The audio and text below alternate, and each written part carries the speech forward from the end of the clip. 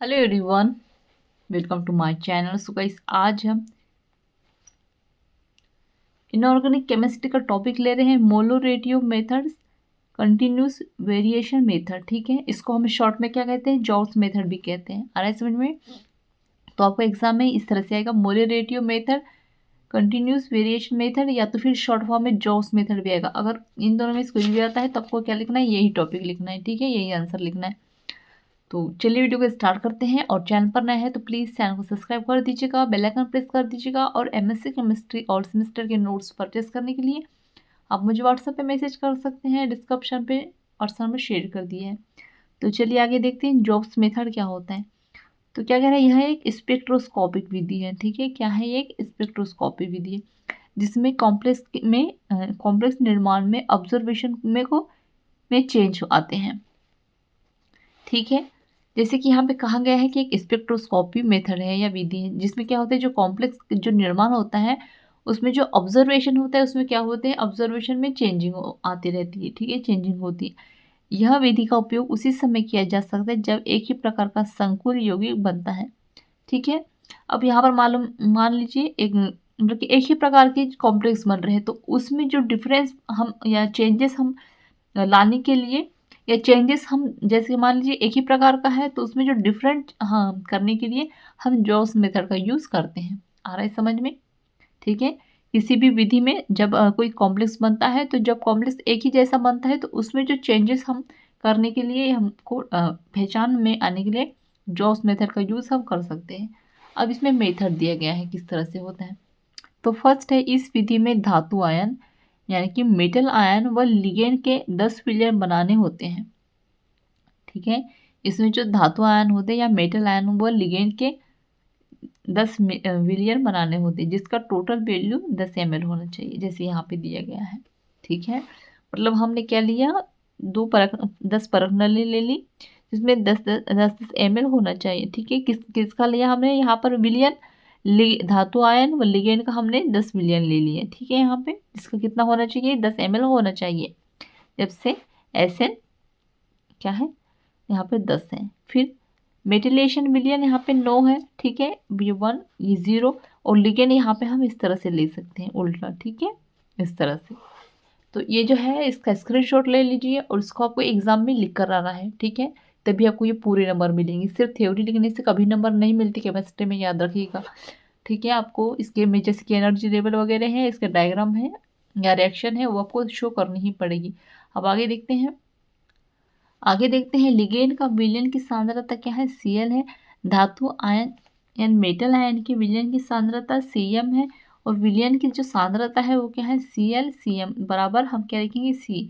और यहाँ पे जो C क्या है, वो कांस्टेंट है। ठीक है, मतलब कि लिगेंड की विलयन की सांद्रता Cl है, धातु आयन की विलयन की सांद्रता Cm है, और Cl प्लस Cm क्या होगा, C। तो यहाँ पर C क्या है, कांस्टेंट हमने लिया है, अतः Cl बराबर प्लस Cm क्या हो जाएगा, C हो जाएगा। तो इसको नाम दे दिया हमने क्या, समीकरण नंबर 1। ठीक है, आगे देखते हैं। आगे कुछ टॉपिक दिए गए हैं। सभी विलयन का ऑप्टिकल डेंसिटी स्पेक्ट्रोफोटोमीटर से ज्ञात की जाती है। इसकी जो ऑप्टिकल डेंसिटी होगी वो किससे ज्ञात होगी, फोटो स्पेक्ट्रोफोटोमीटर से ज्ञात की जाती है। ठीक है, ऑप्टिकल डेंसिटी यह निश्चित तरंग दैर्ध्य होता है पर है होती है। ठीक है, इसकी डेंसिटी ज्ञात। अब थर्ड नंबर में कह रहा है कि इस बात का ध्यान रखना चाहिए कि जो कॉम्प्लेक्स या संकुल है उसमें जो कॉम्प्लेक्स कंपाउंड से अधिक वायु को अवशोषित करना चाहिए। ठीक है, या लेमडा को प्रदर्शित अवशोषित करना चाहिए। ठीक है, यहाँ पे जो कॉम्प्लेक्स कंपाउंड होते हैं उनको अधिक से अधिक लेमडा को अवशोषित करना चाहिए। ठीक है, ना कि लिगेंड व धातु के विलयन में। ठीक है, लेमडा को अवशोषित करना चाहिए, ना कि लिगेंड व धातु आयन को। ठीक है, 4 नंबर में कह रहा है कि मोलिकुलर फ्रैक्शन ऑफ लिगेंड व लेमडा के बीच ग्राफ का निरूपण करते हैं, जैसे कि ये। ठीक है, प्रिंस ऑफ MF बराबर CL अपॉन C। आगे देखते हैं। आगे है समीकरण नंबर 1, Cl प्लस Cm बराबर CD में C का भाग देने पर क्या होगा, Cl अपॉन C, और हमने इनको अलग अलग कर दिया। अब इसके बराबर हम क्या लेंगे, CCA, और इसका वैल्यू हम लिख देंगे 1। ठीक है, फिर लिखेंगे Cl प्लस Cm क्या होगा, C होगा, इसको नाम दे दिया हमने क्या, समीकरण नंबर 1। अब लिगेंड के लिए x की वैल्यू निकालेंगे तो x बराबर हमने लिया Cl अपॉन C, इसको नाम दे दिया हमने समीकरण नंबर 2। अब Ml n होता तो क्या होता, n बराबर क्या होता, हम Cl और Cm लिख सकते थे, ठीक है। अगर n होता तो ml के बदले में n, ठीक है। तो हमने ले लिया थर्ड, इसको नाम दे दिया हमने समीकरण नंबर 3। अब समीकरण 1 में c का भाग देने पर तो हम किस तरह से लेंगे, l के साथ भी भाग c का भाग देंगे और Cm के साथ भी भाग देंगे, तो हम क्या होगा, ये Cc हो जाएगा और C कट जाएगा, तो इसका हम क्या करेंगे, यहाँ पे 1 लिख देंगे, इसकी वैल्यू क्या लिखेंगे, हम 1 लिख देंगे -1 में, ठीक है। Cl ये C और ये इस तरह से।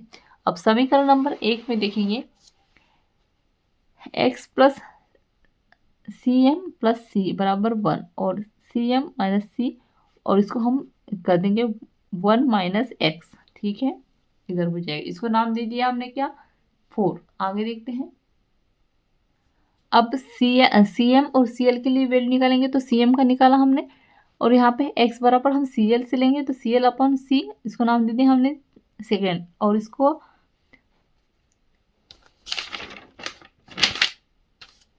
1 माइनस x तो Cm, ठीक है, इनको हमने दे दिया 2 और 4, ठीक है। तो समीकरण 2 को समीकरण 4 से भाग देंगे तो कैसा होगा, यहाँ पर x बराबर, मतलब ये दोनों बार लिखने से बढ़िया है हम एक बार लिखेंगे तो x अपॉन 1 माइनस एक्स, ठीक है। और यहाँ पे Cl और Cm, तो इससे इस कट जाएगा x, और अभी हमारे पास क्या बचा, ये दोनों चीज़ें बची, तो हम यहाँ पर क्या लिखेंगे, x अपॉन 1 माइनस एक्स और यहाँ पर Cl और Cm, ठीक है। तो हम जानते हैं कि n बराबर हम Cl और Cm ये l है, ठीक है। तो x अपॉन 1 माइनस एक्स बराबर हम लिखेंगे n, ठीक है। और n बराबर हम क्या लिखेंगे, x minus x upon 1 minus x, ठीक है। तो यहाँ पे जो है हम इसकी वैल्यू ज्ञात हो जाती है हमको।